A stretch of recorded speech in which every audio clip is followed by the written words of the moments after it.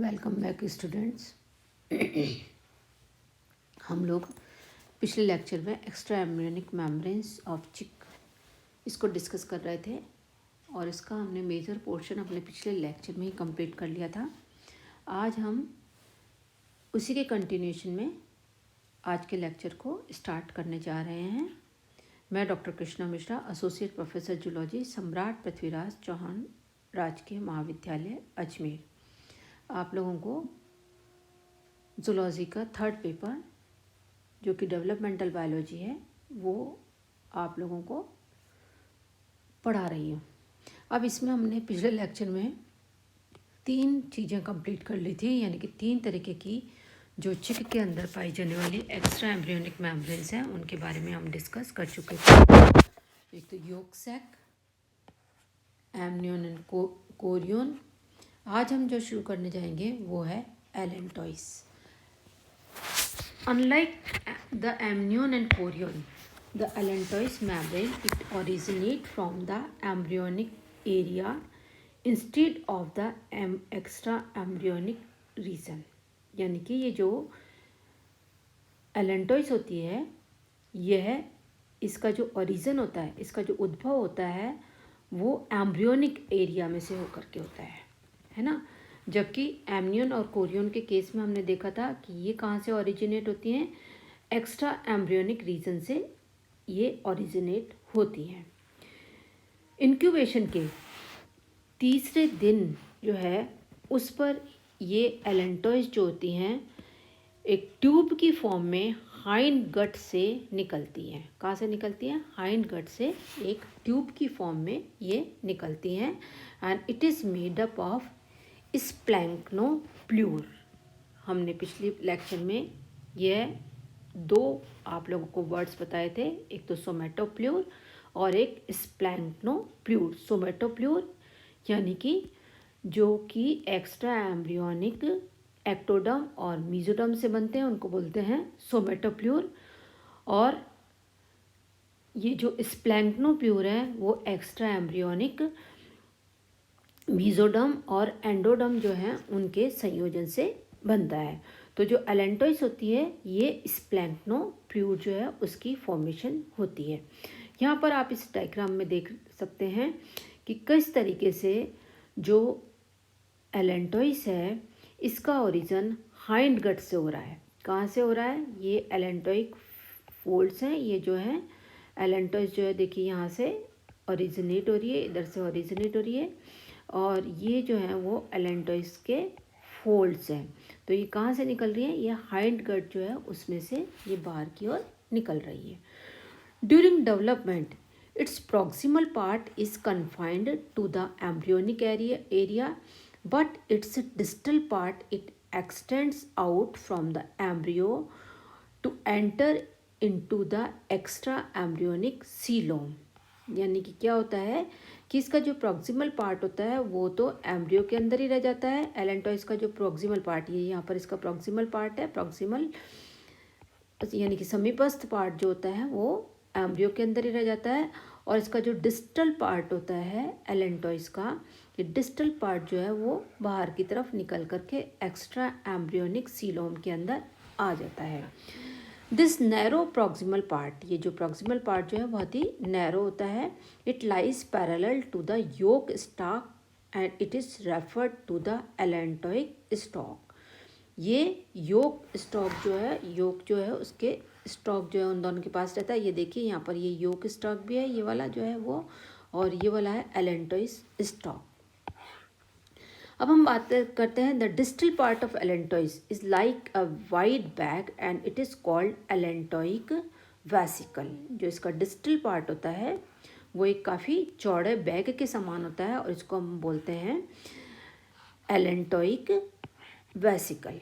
Allantoic vesicle कहलाएगा क्योंकि ये जो है वो चौड़े बैग की तरह से होता है।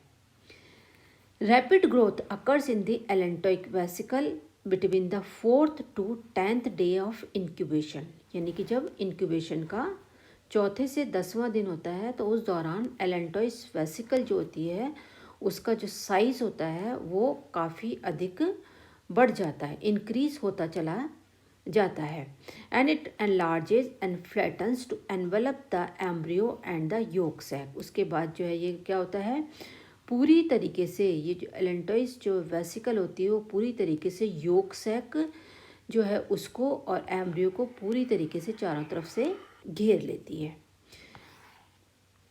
In the seroamniotic cavity, the allantois is present adjacent to the chorion. Chorion के just पास allantoic cavity जो होती है वो seroamniotic उसके अंदर present होती है. Its outer layer, that is the splanchnic mesoderm, and the inner layer of the chorion, the somatic mesoderm, fuse together to form the allantoic chorion. यहाँ पर आकर के एलेंटोस जो होती है वो कोरियन के साथ फ्यूज हो जाती है और एलेंटो कोरियन बनाती है। In the allantochorion an extensive blood capillary network is present which through allantoic arteries and veins is connected to the embryonic circulation. यानी कि एलेंटो कोरियोनिक जो एरिया होता है उसके अंदर ब्लड कैपिलरीज का एक बहुत अच्छा खासा नेटवर्क जो है प्रेजेंट होता है और यह जो नेटवर्क होता है वो एलेंटोइक वेन और आर्टरीज जो हैं उनके द्वारा एम्ब्रियोनिक सर्कुलेशन जो है उससे जुड़ा हुआ रहता है। जो एलेंटो कोरियोनिक सर्कुलेशन जो होता है it functions for the oxygenation of the blood of the embryo के जो ब्लड है उसको ऑक्सीजनेट करता है ये circulation because the allantochorion it is located just below the porous egg shell. जो एग शेल है उसके जस्ट नीचे की तरफ होता है ये एलेंटोकोरियन, तो यहाँ से ये एग शेल में से होकर के ऑक्सीजन जो है उनको ऑक्सीजन लेता है और इस तरीके से एम्ब्रियोनिक जो ब्लड है उसको उसके ऑक्सीजनेशन का काम करता है, उसके ऑक्सीकरण का काम करता है।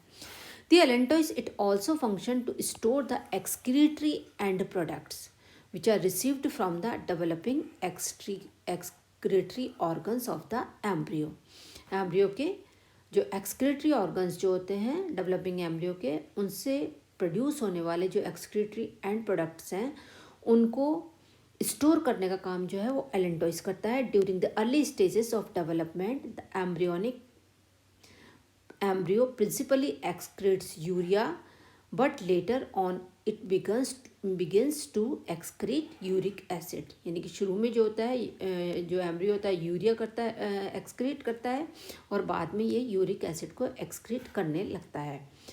हैचिंग के टाइम पर जो एलेंटोइक स्टॉक जो है वो टूट जाता है और एलेंटोइस का जो डिस्टल पार्ट दूसरा पार्ट जिसके अंदर की एक्सक्रीटरी वेस्ट जो है वो प्रेजेंट होता है वो ब्रोकन जो एक्शेल है उससे चिपका हुआ रहता है एक तरह से कॉन्ट्रैक्टेड मेम्ब्रेन की तरह। The developing allantochorion it also form an albumin sac around the albumin of the egg के एल्ब्यूमिन के चारों तरफ ये एलेंटोकोरियन जो है वो एक एल्ब्यूमिन सैक जो है उसकी फॉर्मेशन भी करता है। अब हम आते हैं फंक्शंस ऑफ एलेंटोइस के क्या क्या फंक्शन होते हैं। इसमें से हम कुछ की बातें ऊपर कर चुके हैं। इसमें सबसे इम्पॉर्टेंट फंक्शन क्या है कि एलेंटोकोरियन मेम्ब्रेन जो होती है वो हाईली वेस्कुलर होती है और यह जो पोरस शेल होता है जो कवच होता है अंडे का उसके जस्ट नीचे की तरफ उपस्थित रहती है। इसका जो वेस्कुलर नेचर होता है एलेंटोकोरियन का ये एम्ब्रियोनिक सर्कुलेशन से जुड़ा हुआ होता है, यानी कि एम्ब्रियोनिक सर्कुलेशन जो है उससे संबंधित होता है और जो एलेंटोइस आर्टरीज और वेन्स जो होती हैं उनसे एम्ब्रियोनिक ब्लड जो है उसको गैसेस जो है उनका सप्लाई होती है। Exchange of gases it occurs between the vascular allantochorion and the atmospheric air present outside the shell through the pores of egg shell के पोर्स के थ्रू जो है वो गैसेस जो हैं वो एलेंटोकोरियन के द्वारा एम्ब्रियो तक पहुंचती हैं। दूसरा फंक्शन है the allantois it also functions as a urinary bladder की तरह काम करता है ये, जैसा कि हम ऑलरेडी ऊपर डिस्कस कर चुके हैं कि एलेंटोइस जो होता है वो एक तरह से जो एम्ब्रियो से निकलने वाले नाइट्रोजनस वेस्ट प्रोडक्ट्स होते हैं जो कि यूरिया और यूरिक एसिड होते हैं उनको अपनी कैविटी के अंदर स्टोर कर लेता है और ये जो स्टोर करके ये हैचिंग तक इनको अपने आप के अंदर स्टोर करके रखता है। इस तरीके से ये एम्ब्रियो को जो वेस्ट प्रोडक्ट्स हैं उनके टॉक्सिक इफ़ेक्ट से बचाता है, उनके टॉक्सिक इफ़ेक्ट से जो है ये इसको प्रोटेक्ट करता है। As a consequence of progressive storage of waste matter of the allantois also grows to become almost spherical in the end. क्योंकि बार बार जो है वो एलेंटोइस के अंदर जो वेस्ट मैटर जो है वो स्टोर होता रहता है, और इसके स्टोरेज की वजह से एलेंटोइस जो होता है वो एक तरह से स्फेरिकल शेप में आ जाता है, क्योंकि स्टोर करता है अपने आप के अंदर। तो हैचिंग के पहले इसका जो शेप होता है वो स्फेरिकल हो जाता है। तो ये था all about the extra embryonic membranes in chicks. अब हम अपने